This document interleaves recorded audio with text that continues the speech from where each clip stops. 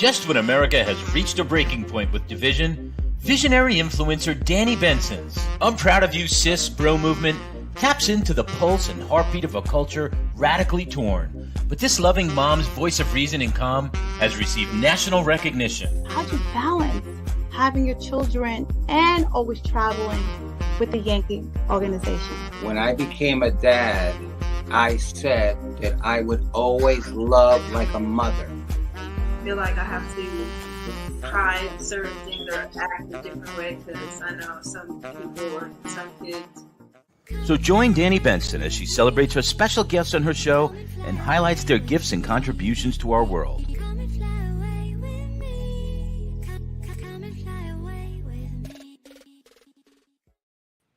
Hi, everyone. Hey, my name is Danni Benson. I'm so happy you are joining me today on I'm Proud of You Sis, but today it's a series I'm Proud of You Bro. Please like, share, follow, comment, and subscribe. And also find me where podcasts are available. It's Wednesday. I'm so happy to have this amazing guy here. His name is Kevin Thompson. He is a host. He's an entertainer. And this was the year my family had like sweet 16s. And we all, because you know how me and my family were really close, met Kevin Thompson. He was our MC for Leanne's sweet 16 and my other cousin Priscilla's sweet 16. And we had such an amazing time with him. He just made the party just rock on that I even made sure that I booked him for Giselle and London's sweet 16 and they're only 10. That's how amazing he was. But I wanted him to come on for him to share his story, to where he came from, how we got here, what he sees for his future. And hopefully you guys will find him as amazing as we did. But I want to give him his cigars. I'm so proud of him, bro. So welcome, Kev, to the show. Yeah. Hey. Just in time for the holidays. If anybody looking for a great MC, host, entertainer for your party, Kev is the guy. He will knock it out the park. Everybody will leave feeling elated and excited. And he does bar mitzvahs, 16, anything that you need an MC for, he does. So, Kev, welcome to I'm Proud of You, bro. Hey, listen, well, Kev, what's up? Before I even go in my spiel, I have to say I'm proud of you, sis. Congrats on the podcast. Congrats on keeping it going. As anyone knows, anyone can get started, but to stay with it and stay consistent, that's the beauty, and that's what separates the amateurs from the pros. So I'm proud of you, sis. Oh, coming from Kev, I will take verbal. Thank you so much, Kev. So I am so interested because you are amazing. That's number one. Number two, you've worked with the likes of Cardi B, Steve Harvey, Queen Latifah, Wendy Williams. You have a list of accolades. So you are definitely been in the industry for a long time before the social media craze. So you know your craft, you do it well. Please tell me about your humble beginnings. Well, so I'm a boy from Brooklyn, you know, and I saw that you are a mother of twin girls, which is awesome. I have a twin sister, so shout out to twin power. Yeah. Oh my God, twin power. You know, so that's what it's all about. Crazy? My cousin Patricia and her late brother Patrick is a twin. Mm-hmm. And then wait, you said Patricia and Patrick? Their last name wouldn't happen to be Ambrose, is it? No, it's not. Okay. Not. Got it. I'm like, I know a Patricia and Patrick twin combo. That's insane if it's the same one. Yeah. Really? No, it's not the same one. And her niece and nephew are twins too. So twins actually run in our family. Same for me. And it runs on, they say it normally runs on the mother's side, but for me, it runs on both sides. My father and my mother's side have. Really? It runs on both sides too. So that's so cool. You know what it was? I was one and done. See, what happened was people say have another one because now I have a single. If you have a singleton, it's easier. But dealing with my babies and my twins, I was like, I'm not doing this again. It's so First and hard to. foremost, for those people that try to encourage other people to have children, damn them. All right. That is like why would you do that? It's just like let them live their life. Let's Have stop fun. rushing these life experiences. Everyone feels like everyone need to have kids. First of all, some of these parents don't need to be parents. And being a parent is very hard. I know this because I should big myself up, but I am down on myself so much when it comes to my son. He's 10 years old, same age as your girls. What? And 2013? yeah, correct. March 2013 for me. Wow, And that's so crazy. I didn't and for me, it's been tough because, every other week I could go back and forth with whether I feel like I'm a great dad or a horrible dad, or great dad or horrible. I'm like, oh, I could have done this better. I could have do this better. Like for me, it's all about gauging my reactions to a lot of things and really trying not to react and just respond, because everything I do to this young man, he's going to get older and do to somebody else. So that's all I have. That's all I think about when I'm parenting him. And he's very active, very involved. He speaks pretty old for a 10-year-old, and that's because we kind of skipped the baby talk when he was younger. We spoke to him just like how I'm speaking to you right now. It's how I spoke to my son. So now at 10 years old, he has a very good vocabulary. He's very confident. I always have him in front of my ring light and the camera and have him practicing his speech. If he's playing a video game, I want him to tell me about the video game, tell me what's great about it, tell me what's horrible about it. When he goes on vacations, we come back, he gives me a quick little synopsis. The kid likes to talk. He has the gift of gab. I'm not sure who he got it from. You like his dad. First of all, I Something want like to it. say that you're an amazing human being. You're an amazing father. Thank you. Please don't be hard on yourself. Your Yeah. son is amazing, because I think we as parents and any other parent in the new social media age, it just seems like we're not enough. It's like it's just so much information being thrown at us, and we're trying to do so much, because I think we're the first kind of generation that we want to live our dreams, but still be present in our kids' lives too. Yeah. So don't be hard on yourself. Please give yourself some grace. We're not perfect. We're gonna make mistakes, but the difference is just having communication with your kids, and understanding that their feelings are valid too, and listen to them. You don't have to be their friend to listen to them and to make them understand that you understand how they feel. But I'm the parent. I have to give you boundaries. I have to guide you. And we could be friends in our 20s. But for now, I feel with my kids, like I'm their friend, but I just want them to understand that I also have to lead them the right way too. I understand that, and then for me as a father, I was raised by a single mom, Jamaican woman, tough lady. My mom is very tough. So she was very tough on myself and my twin. And because she was so tough on us, we were very much go-getters. Like no one had to tell us to fill out college applications. We were on top of that. We fill out our own FAFSA form. Like we did all these things. It's because we wanted to be great. Her job, I feel like every generation has a job to do for their family, to move their family forward. So her generation, what they did was they came to the States, and they gave birth to my generation, which is what I call the trial and error generation, because they had no idea what they were doing with us, and they were just trying things out, seeing what works. I'm the trial and error generation too, because my parents are from Haiti. They came here and they didn't know to do nothing. We had to figure it out, but that's what gave us our hustle. Yep.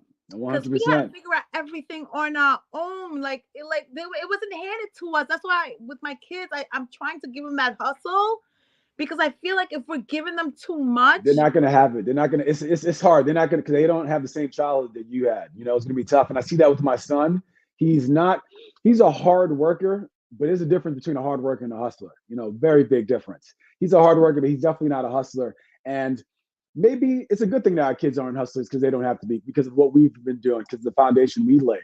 I say that because I host a lot of, like you said in the intro, I host a lot of bar and bar mitzvahs. For the folks that are listening in that don't know what bar and bar mitzvahs are, this is a coming of age ceremony for the folks that follow Judaism, for your Jewish brothers and sisters. So at the age of 12 and 13, boys and girls are now men and women. And around this age, these kids have already been exposed to so much in terms of traveling the world, donating to charities, being involved in their communities. and it's a beautiful thing to see. Now, a lot of this stuff, again, they're not hustlers, but their parents laid this foundation for them to be able to step into a room, understand what's going on, take advantage of certain situations, align what they like with something else, and continue to grow and create their own paths and their own revenue streams and income and all that stuff. So it's a beautiful thing that our kids don't have the hustle in them, but now it's up to us to, I guess, allow them to grow in the areas that they have been showing some sort of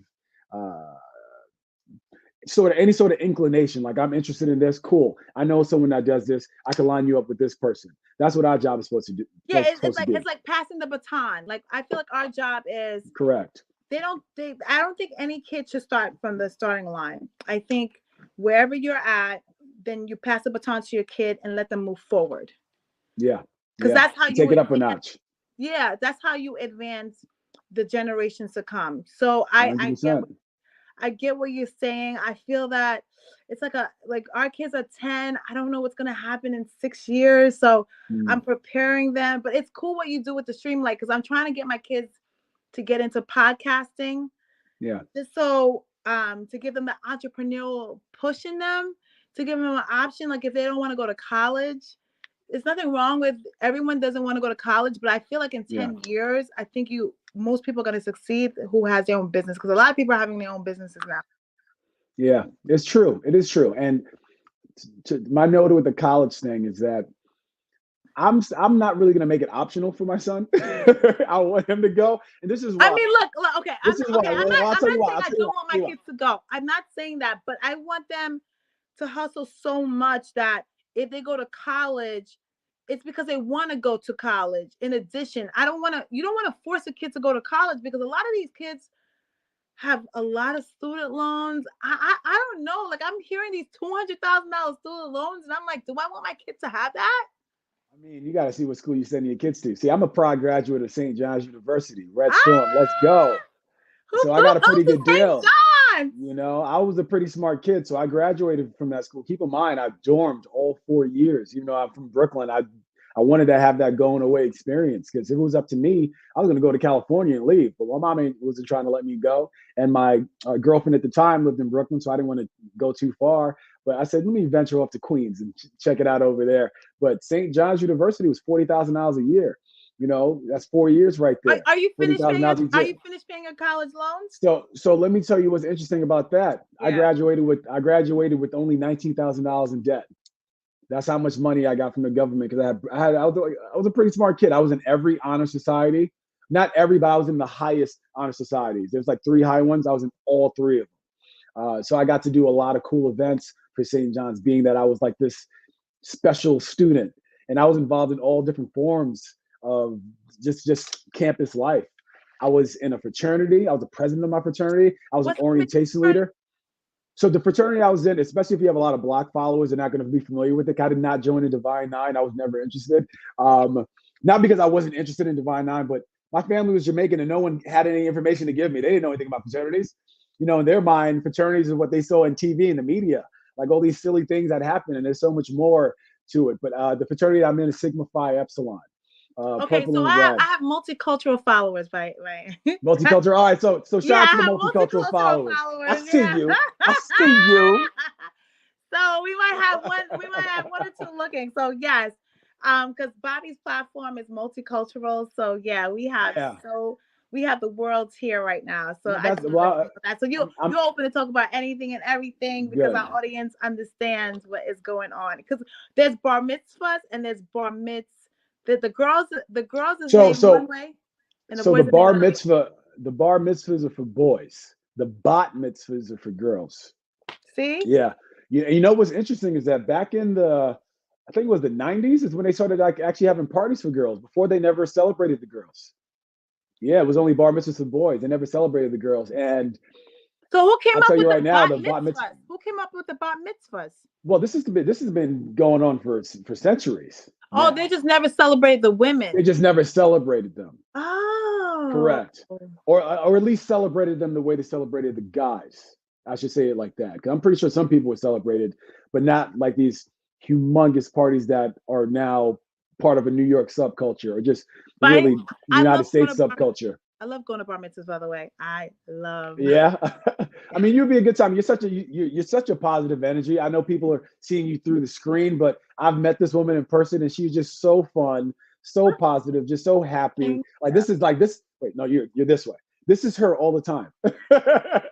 I this is literally All the me time. all the time. Like, so it's either you love me or you don't love me. I can't change who I am. I can't change who I am. It should be. That's how it should be. That's why you always lead with your most authentic self. So if someone doesn't like you, it's like, all right, I'm happy you don't like me. You don't like me because you know who I am. You don't like what I'm about. Cool. That'll make this conversation a lot faster. So let me ask you another. So Kev, let me ask you a question. I get what you were saying about, like, you know, your sorority, your fraternity, right? When I was growing up, a lot of Black and brown people used to say I sounded white. I sounded like a Valley girl. Like, wait, so it's like either they loved me or they didn't, or sometimes I felt like I didn't belong. I didn't know where I belonged. I know it sounds crazy because I went to a Caucasian school all my life. What school did you go to? Oh, all your life. Okay, got it. Well, okay, so I went to St. Jerome's Catholic school, and then it was on Nostrand and Flatbush, and then my parents took me to St. Thomas Aquinas. That was on Flatlands and Flatbush, and then I divvied into like Long Island, so that's why I got the Long Island thing, and then I went to NYU. Okay. So Nice. I didn't get to go. A lot of my friends, you know, got the experience of going to Black colleges, you know, Black schools, but my schools were all basically multicultural, different races. So when I go to Black groups, sometimes they hear me and they're like, where are you from? So I used to get teased like I'm a Valley girl because I've always been this happy. And I guess sometimes you don't meet Black women as this happy. So how was it your experience with you being the way you are and fitting into different groups? Okay, well, first of all, congrats on the NYU grad. I see you, girl. Whoop, whoop, ow. I've hosted a couple of things for NYU in the past, so that's a dope school. Now, I had a very similar upbringing to you. For me, I definitely started off going to a lot of predominantly Black and brown schools, but I did grow up in a Jewish neighborhood, so it's not like I wasn't aware that there were other people that didn't look like me in the world. I was definitely aware. It was more so when I went to junior high school. I went to junior high school over in Sheepshead Bay. So now I was like, who did you go to? I went to Bay Academy. Oh, okay.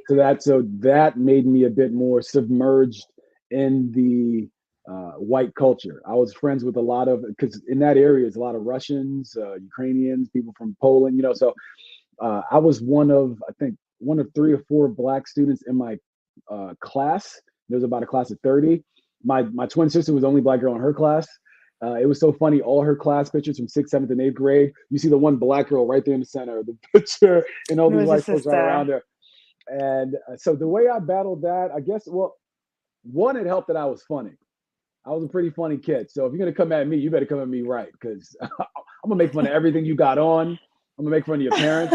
I'm just going to make fun of you. So you got to come at me with your best. I was definitely called, no one ever thought I was from Brooklyn. No one ever thought I had a Jamaican background, because I've always sounded like this. And growing up in the same household, can you switch it off? I could put it on, but that's exactly what it would be. I'll be putting it on, you know. Jamaicans would know, like, no, no, man, I like it. You know, the real yachty, them, they'll know. They're like, no, he's putting it on. So I could put it on for a bit, but for the most part, I speak like this. When I was younger, as a kid, my subconscious spoke with a Jamaican accent. It spoke patois, and I would pretty much filter it through my brain and said, no, you talk like this, you sound like this. I wish I didn't, because I wish I had a more natural Jamaican accent. But you know, my mom watched the news a lot as when I was young, so I would see these newscasters speaking, and in my mind, if that's how they sounded there on TV, I would have sounded like that, you know. So and the thing is, I wasn't doing it intentionally. I really wasn't. I saw it because growing up in the same house, my twin sister doesn't sound anything like me. My twin sister very much has like that Brooklyn vernacular, you know, that this, that, and da-da-da-da. Yeah. You know, my twin sister sounds like that. Yeah, all that. My twin sister, Pookie and them, Ray. Like my twin sister sounds exactly like that. Keep in mind, girl's not ghetto at all, but she's ghetto adjacent. She's not ghetto at all. Like not even a little bit. Ghetto. But you know what? Girl, she knows how to turn it on and turn it off. Correct. Girl has a big old house in Long Island that she bought herself by herself. Like she's doing just fine. Where she live in Long Island? She's like, well, I ain't putting my sister's business out there like that. I ain't trying to put it. Because we could be neighbors. That's why. Because I live in Long Island. I'll let you know off when we get off. I'll let you know. But is she married? Is she single? My sister's single. She's single. Well, single as in she's not married, but she does have a boyfriend for the last couple of years. Good. They are both nurses. Both work in healthcare. She actually just had a baby with him. So I'm waiting for this man to propose or something. I don't know. I don't like rushing people into life decisions, but I'm just like, hey, bro, you got my sister pregnant. I feel like once you could, I don't know, maybe it's a different time. Everyone does things out of order, and it's okay. Yeah. There is, it's fine. There's everyone wants to be unorthodox, and if they don't want to be, they become it unintentionally. As we get older, we become our parents. So yeah. Well, because it's just so tough. Because we know how tough parenthood is. So it's hard seeing a young man or a young woman enter it by themselves, knowing like this is gonna be hard if you're doing this by yourself. Like my ex and I aren't together, my son's mother, but we co-parent. We split the week. It's funny because most people think when they hear co-parenting, they're like, oh, you have them on like weekends every other weekend. I'm like, every other. What? If I could, I see my son every day. Are you serious? Because I didn't grow up with a father, so I know how important it is to be present in a young man's life.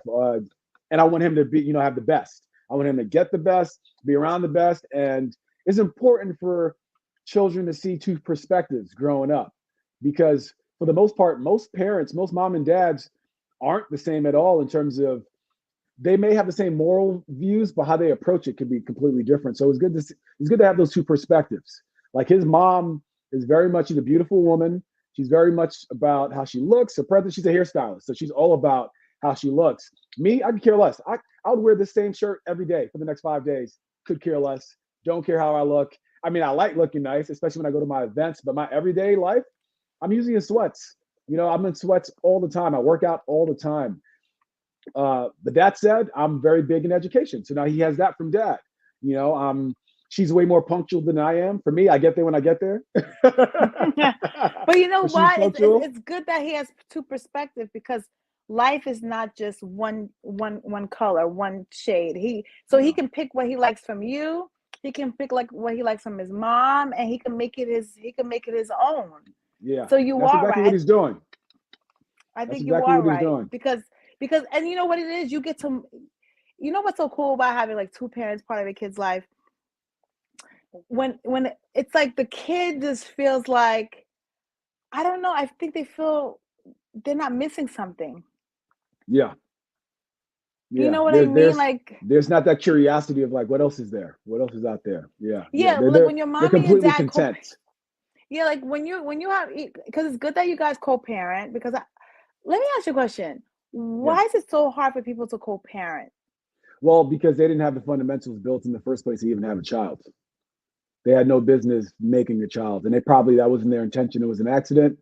And now they're just like, hey, let's continue and just try to figure this out, when they had no business even being parents. But it's tough because, lust is a very real thing. And once you understand that it's like the most basic, essential need, and that, being with somebody because of their flesh is not a reason to be with someone. Once someone understands that, they'll start being a bit more wise with the partners they choose to love or give their bodies to, because a lot of people step into parenting not ready for it at all, and it shows with the kids. During COVID, all the entertainment jobs were done, so I had my COVID job, which was a pretty dope job. I was actually a director for a DOE location for a learning lab back when they had to do like hybrids, where kids were going into school some days and coming home on the other days. So for the days that they were remote, New York City created these learning labs,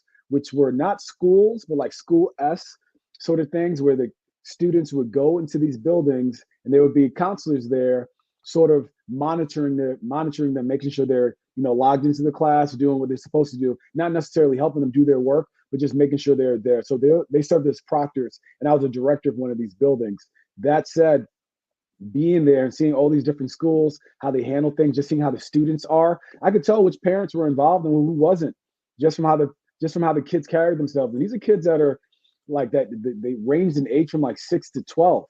So the fact that I could see it so just so right there in front of my face, I can imagine what this kid who's not getting any attention at home, what this kid is going to be like in 5 to 10 years.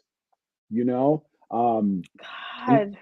And it's a truly sad thing. So it's just I try to, and not only do I try to spend time with my son, I try to like really give him, like, drop some gems on him every now and then. What I did for him when he was 3 years old, and I've been doing it ever since. I created an email address for him. I have one too. And I would just email him different things, like different random stories, something that happened that week. Like, man, you just did this. This was so dumb. I can't believe you did this. So cool. Because it's like, it's 365 days in the year, but we're not going to remember all 365 days. But something's happening every one of these days.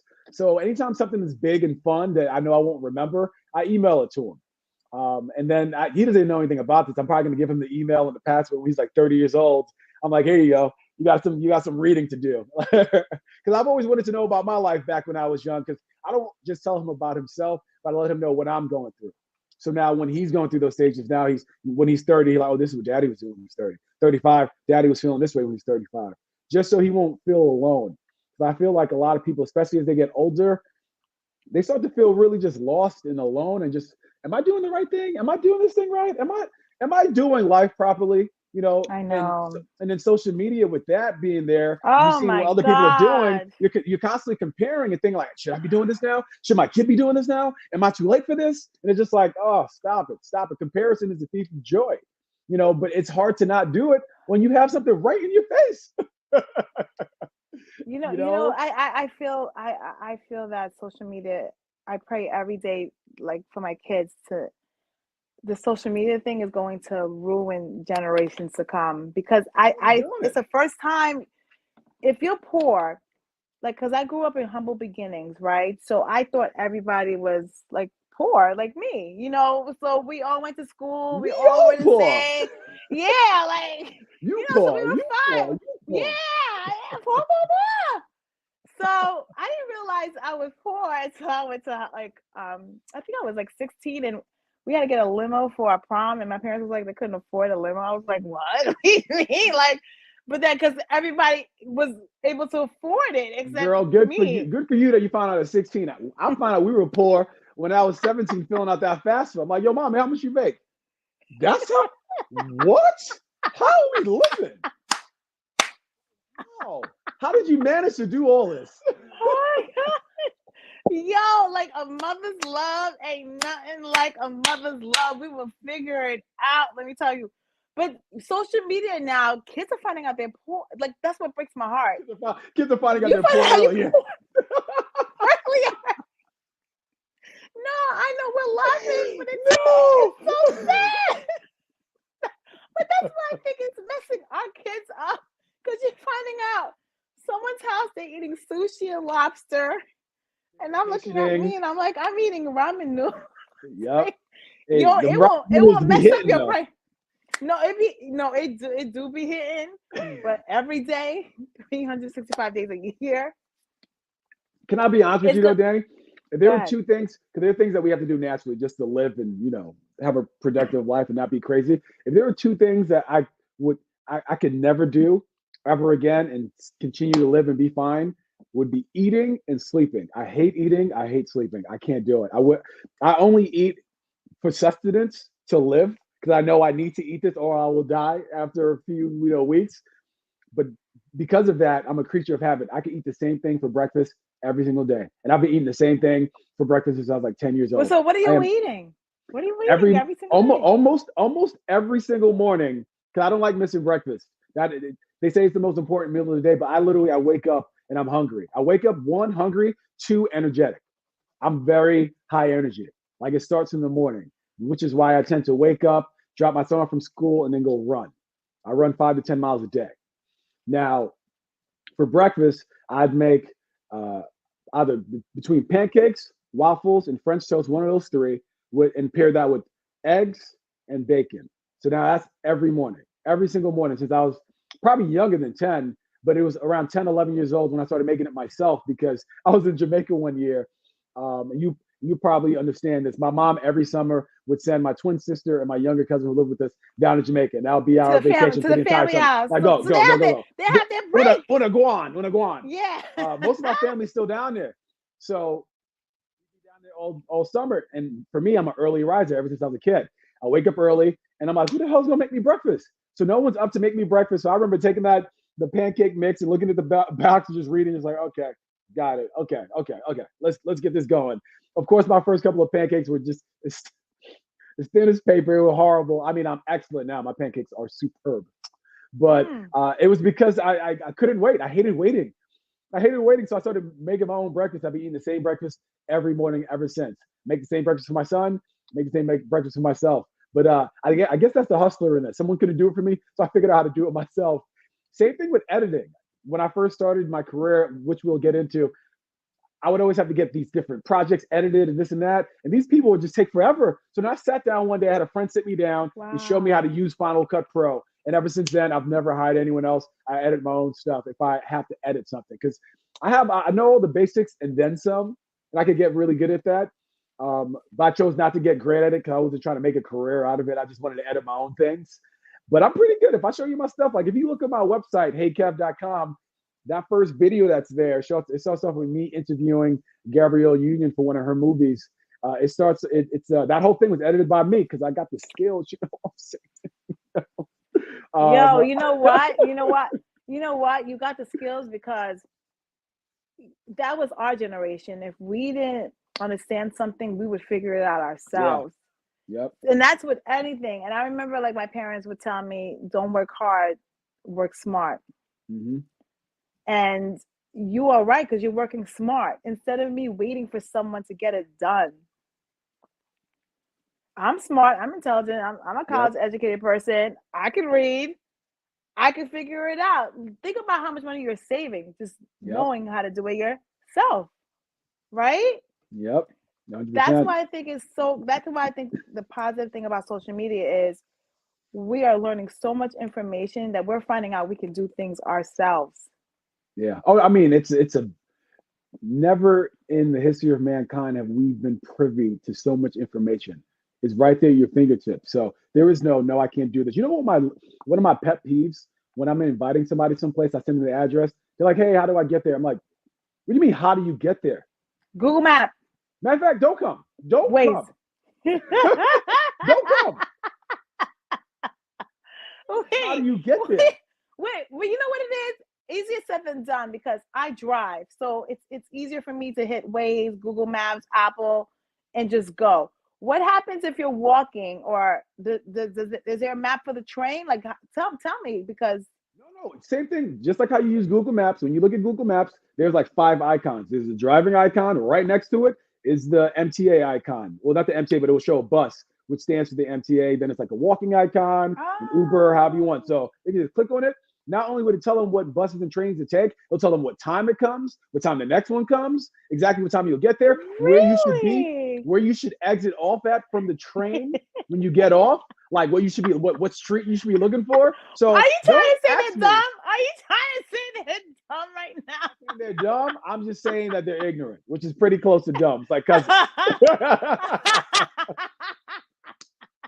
I just can't. I'm just like, listen. But maybe they're not into technology. There is a No. population. The only people that aren't into I gotta technology, give people the benefit of the doubt. The only people that aren't into technology are people that are like 80 plus because they just can't figure it out. It's too late for them, or people who were just born yesterday. Everyone else, no excuse. No excuse. Did you hear about that lawyer that got in trouble for using AI for one of his depositions or whatever? And the AI, the chat GPT, and chat GPT, I've never personally used it. I know it's a great tool and a lot of people use it as effective. Time helps save time, all that stuff. I get that. This guy for deposition used chat GPT, and chat GPT made a great case for his client. Unfortunately, they made up a bunch of information in the deposition. They said, yeah, comparing it to, Thompson versus this and blah, blah, blah, blah. But these were cases that never even existed. And that's how the guy got found out. And I was just proud of him. Wow. The fact that I was proud of him, the fact that he was an older man using Chat GPT. Of course, he used it in the wrong way. But I'm just like, wow, because he was like 55 or 56 or something like that. You never hear about someone, not that he's old, but he's older, and the fact that he was willing to try new technology, because ChatGPT is relatively new. It's come out within like the last 2 or 3 years. So for somebody in their mid 50s to take it upon themselves to learn it, kudos to him. Unfortunately, he used it right and he's getting disbarred. But kudos to him. There's no excuse for anyone else. Technology is there. They have classes teaching people how to use their iPhones, all these simple things. And I get it.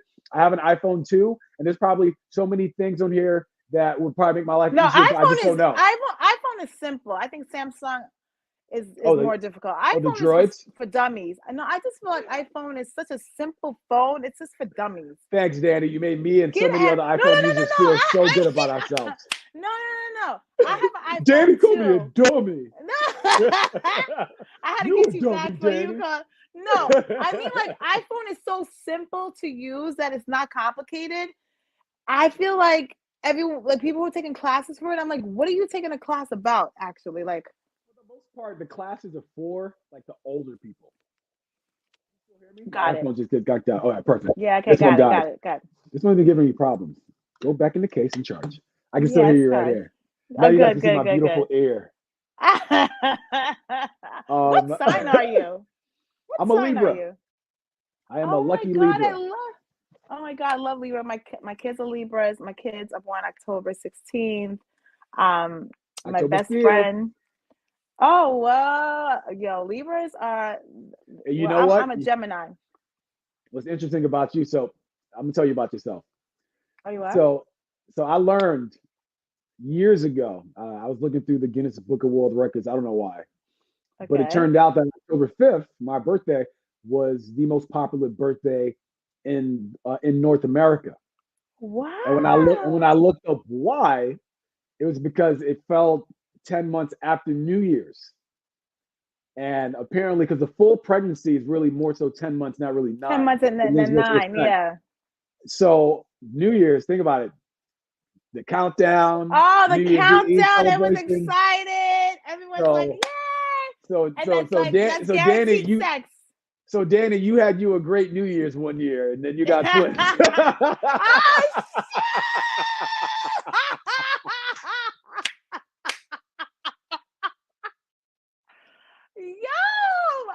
think about that. Yeah, October 5th, because there's a lot of October birthdays, period. October 5th is just one of the most popular days, but there's a lot of October. I have, in my family alone, there's about 12 people born in October.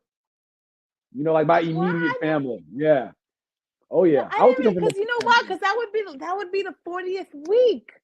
Because 10 months, 40 weeks pregnancy. So if it's New Year's, so guys, girls, if you don't want to have a baby at New Year's, you better watch it.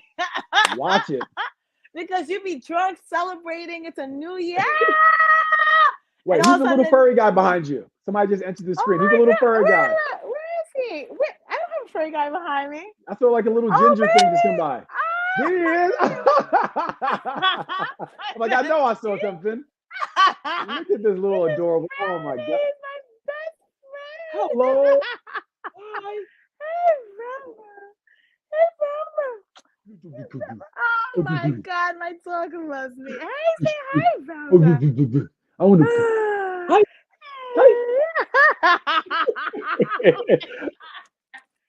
He is like a COVID baby, a brownie, or we call him chicken nuggets because he looks like a McDonald's chicken nugget. Chicken nugget. You white meat or dark meat? Huh? Little chicken nugget. Is that white meat or dark meat? Because the chicken nuggets, they got white meat, they got dark meat now. What's that little chicken nugget? Since he's a black family, it's a dark meat. So he's dark meat? Yeah, he's a little wink and you said dark meat. He's a poodle. And he's ready for his haircut. So I like you the way you are, Nugget.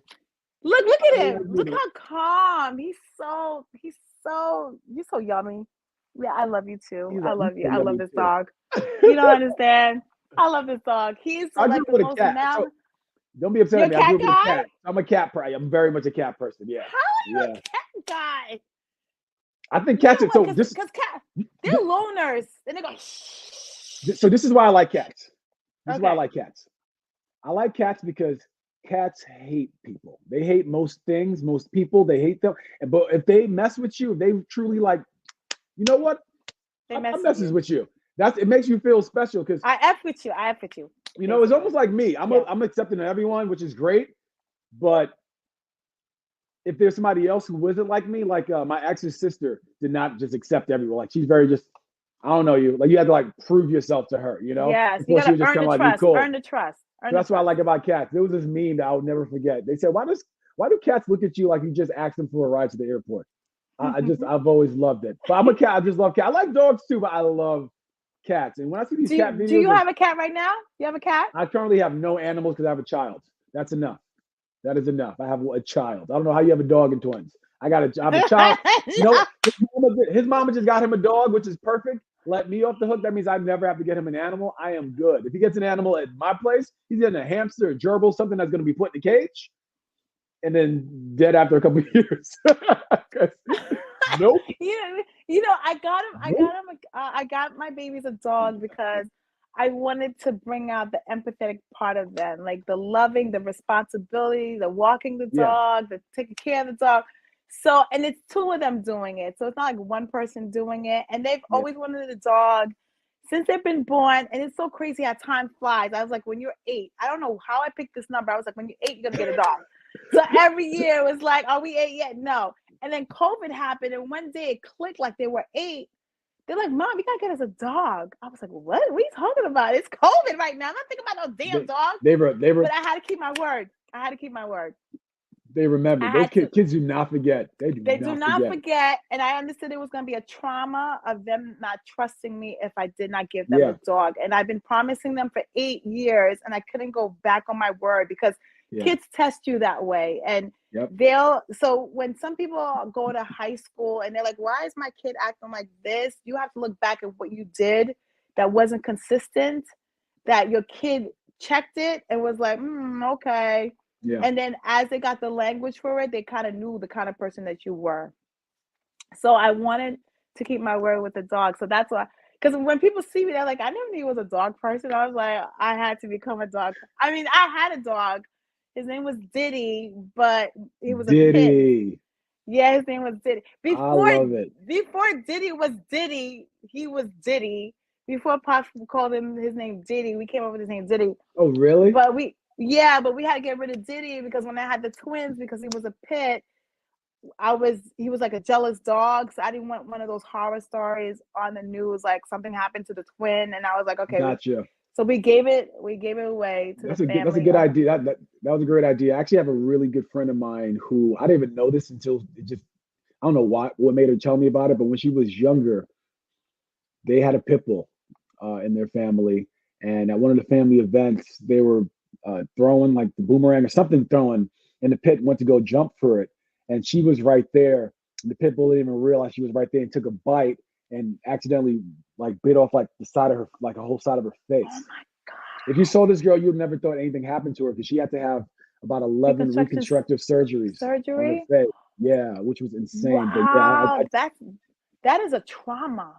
Oh yeah, but I totally get you with the whole idea of just like not wanting to have a wild animal, because they are wild animals. Some people are domesticated, but for the most part, they're wild animals. You know, they might just flip out when they want to. So to have it around a child, and you never know how to touch them properly. I watch videos of kids just petting them or grabbing them. I remember when my little sister. So I have fun fact about me again, Jamaican, so huge family. I have 5 sisters and 3 brothers. Really? Correct. You kept saying twin. You just made it seem like it was you and your sister. Oh yeah. I mean that's all anyone's ever interested in. But just to let you know, there's 9 of us all together. We call ourselves Thompson. We call ourselves the Divine 9. Oh, that's what's up. We're actually having our very first Sibs giving this coming. Yep. So that's really exciting. It's nice because who's hosting? So it's actually going to be there's 9 of us, and my mom didn't have 9 kids. She only had the twins, very similar to you, one and done. So my father spread out these 9 children amongst 3 different women. One of the And then only you good guys things, all get along? one of the only good things that he did in his life ever was make sure we all knew each other. So, and all the women for the most part got along. Everyone gets along. We just don't like him. Everyone else likes each other though, but we just don't like him. Let me You know ask what's you a funny? crazy question. Let me ask you Go ahead. a crazy question. Wait. After that question, I'm gonna move this light because this thing back here is bothering me. Yeah, Because of this yeah. over here. Let me. Okay. Is it going now? It's going now. No, Okay. but just sit Nope, in it's front still of there. it. Just sit I was in trying to front sit of in front of it. I was trying to sit in front of it, but it was. There we go. Hold on. All right, got it. It's gone. Okay, I'm back. Go ahead. What's your question about The that? reason I'm asking you is, what is it about your dad you don't like? You don't like that he wasn't part of your lives? Because as there's so many single parent household, and what was it? Because he kept you guys kind I'll of tell you. together. I'll tell you right now. Well, he's one of those people that we were speaking about earlier who shouldn't have been a parent. Like you got, bro, you're not good at this. Like, stop. Because even the few kids that he did, a couple of my siblings that he did take care of, they can't stand him either. They probably like him less than we do. The ones that he didn't raise. So do you think that everything happens for a reason? Do you think that you would have been different if your father lived in your household? I would have been completely different because he was. So I'm not religious, but I am spiritual. I grew up in a very religious household. That's probably why I'm not religious. I grew up going to a Pentecostal church. Every Sunday I went to Mitzvah Assembly. And keep in mind, this is a family church. So my grandmother's cousin, Pastor Boy, who just passed away last year, she ran the church. She would come pick us up every Sunday, all the kids, and then take us on this deathly terrifying van ride to the church. She drove like a mad woman. She drove like Jesus was behind the wheel with her. You know what I'm saying? He was not. I don't know how we didn't get into an accident. Not one of those times. That said, my father was very religious. So religious, in fact, he used to be a pastor. That's why I'm not religious. I'm very spiritual. I feel like with God, I don't need a connection. I don't need a middleman with God. I always tell people, we don't have a middleman with our parents. Why do I need a pastor telling me what God is? I'm like, look, if I need something, I'm going to ask God. I don't need someone in the middle. Yeah. And like, no shame. People who are religious. I love that. Yeah. It's important to have something that you can hold on to. I don't care what it is. Cheerleading, track, religion, whatever it is, something that can ground you. Because if you walk outside, there's just a bunch of boys. Because I don't work just similar to you. I don't have a 9 to 5. I have my events that I host and different things. So I could be outside on any given day, just walking around and looking up in the streets of Brooklyn, seeing all these young men just outside smoking their lungs away, not doing anything. I'm talking about, and I'm up early. So I can see these young men. I see them at 8 o'clock in the morning, which for me, I'm just like, if you up this early, cold. You outside smoking. Imagine what you do if you just put your mind to something. Have something that grounds you. But they don't have that thing that grounds them because it wasn't introduced to them. There wasn't a parent that introduced this to them. And it goes right back to that, right back to the full circle moment, right back to that. But the reason why I don't like my father is because he shouldn't have been a parent. I like him as a human being. My very first conversation I ever had with him, really honestly, the very first conversation, I must have been 29 years old. We spoke for about 2 hours and I recorded some of it, unbeknownst to him. So I haven't aired any of it. It was really just for me and for me to play it for my siblings. But hearing him talk, this guy he did not want to have this life. You should not have had children. You don't want kids. You don't want to do this. Right now he's by himself. No woman, no children. I mean, I don't know about my siblings, but I don't call him for his birthday. To this day, I don't really know when it is. I know it's in November. It's coming up. But I don't know when it is. I'm not calling you. Never called me. But my mom, I will say. But have you forgiven him? Have you forgiven him? Well, it's not really about. I don't think there's anything for me to forgive him for. It's not like I'm upset at him. I'm just kind of like, you shouldn't have been a father, bro. But other than that, he's a cool dude. He's actually very intelligent. The conversation I had with him, the man is smart. That's why him being in my life growing up would have changed things because he was such a polarizing figure. And my mom would have let him run things. And I'm happy that he wasn't because he didn't run things. And my mom, her being a single woman and busy, I kind of created, my independence was started because of that.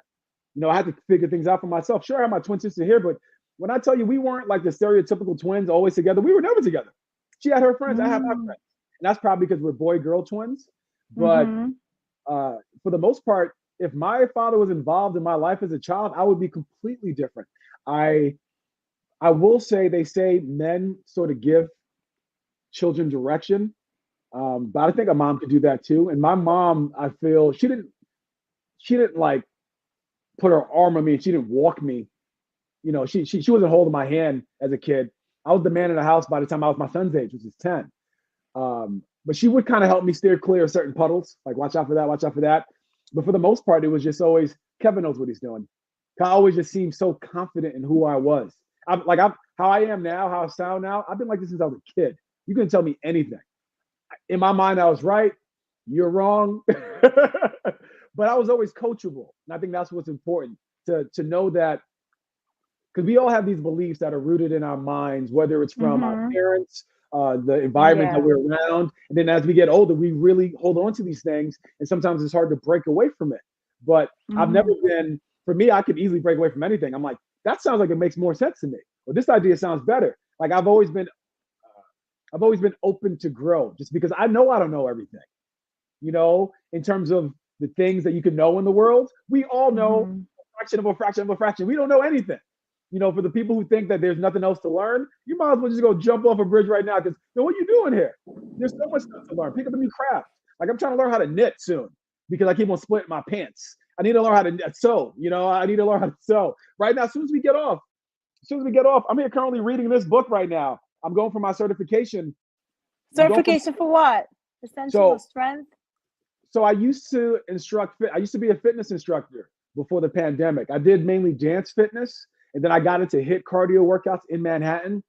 But then I sort of fell out of love with it. I'm very much a fitness person. I never advertised that, but like I told you, I run every morning and I'm working out all the time. I have a whole home gym here, have all my kettlebells and weights over there with my yoga mats and yoga blocks. I love working out. I love moving my body.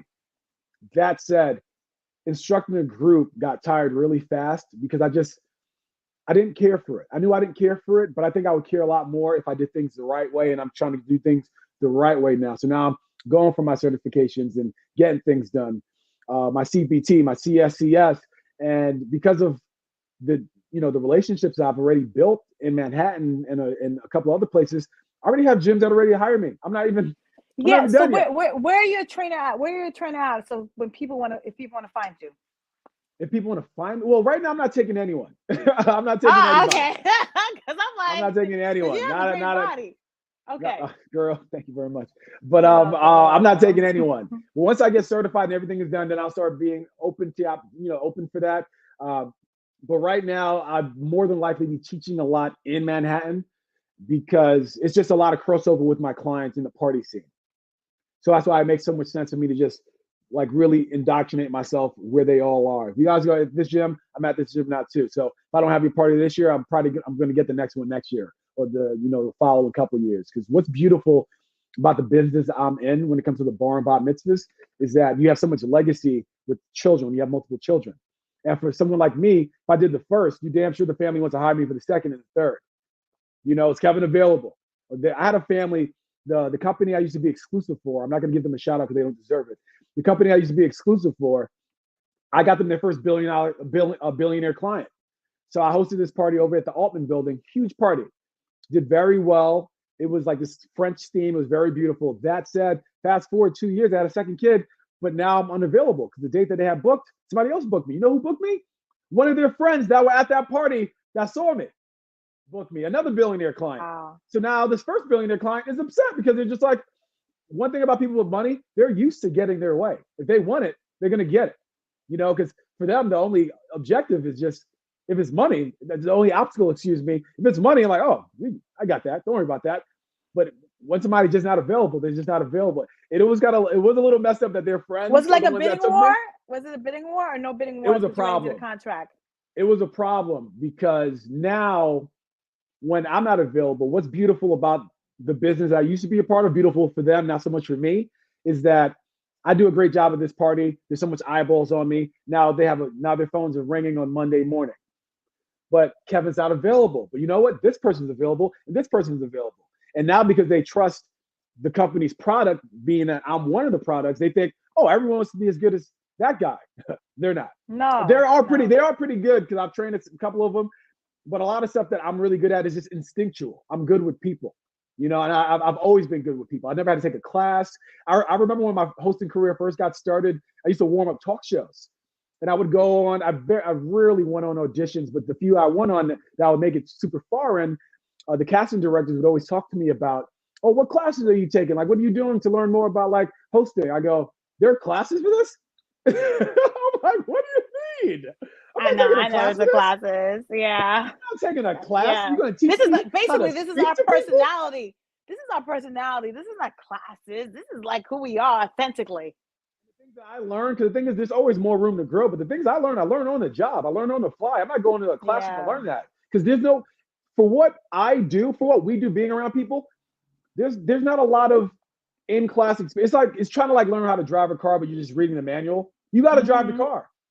You got to eventually go and drive the car. Then you're not going to be able to do it. So for me, there's nothing that you can teach me in a hosting class.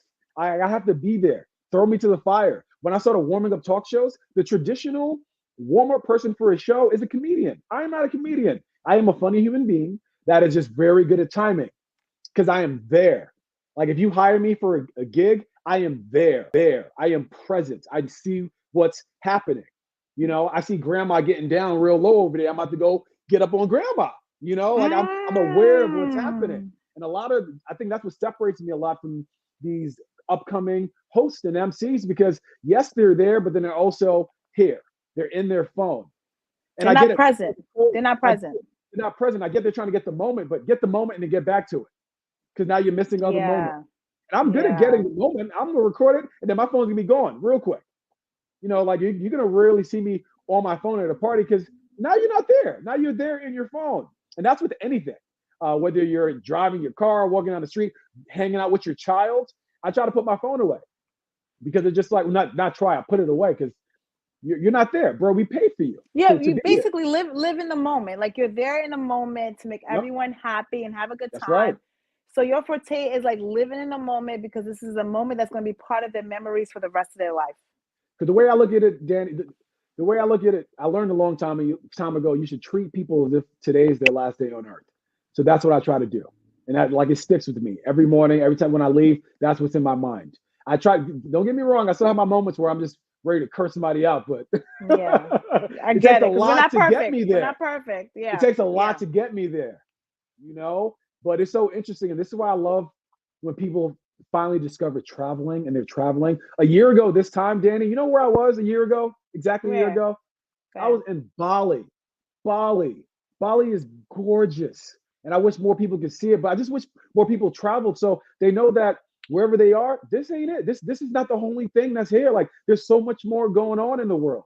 Because when I come back to New York, every time I come back to New York for my travels, I see how disgruntled people are. I see how just pent up aggression. They're on that hamster wheel of doing the same thing over and over again. And they haven't had that break. And some of them it's because they can. The other ones, they just haven't planned it properly.